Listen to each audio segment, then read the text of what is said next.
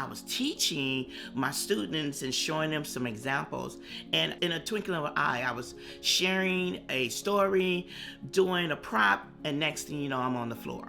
We just thought maybe I was exhausted, I was just too tired, because I always was feeling very fatigued. My skin was pretty ashen, but you know, when you work as much as I do and you always on the go, you just treat it like I'm just overworking, I'm just doing something, I just need to sit down, maybe get some rest. But the next day, I barely was able to get out of the bed. I had a best friend who came and I called because it was like, I need to go to the hospital. Something is just not right. All I know, they called me to the triage, took my blood pressure. It was 220 over 120, and I was being rushed over to the emergency room.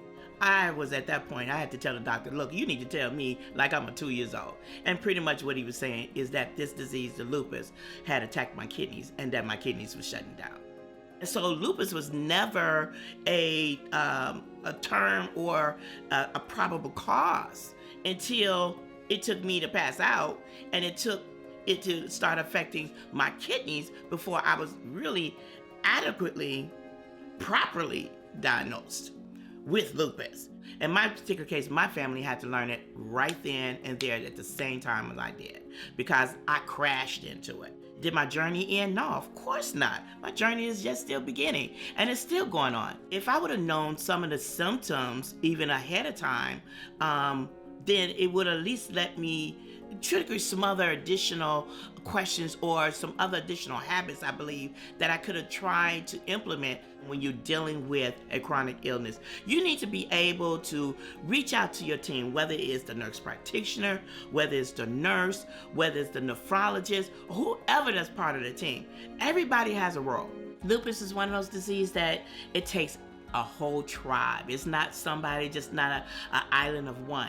It takes your team, it takes your medical team, your family, and really your outside community, your outside family, your friends, because you know, you just never know where you're at. So it's so important to keep everybody looped into lupus. So if you have a flare or something go up, at least they'll be able to know what needs to be done. I have been living now with lupus and chronic kidney disease, I'm going to say officially, since 2007 when I crashed.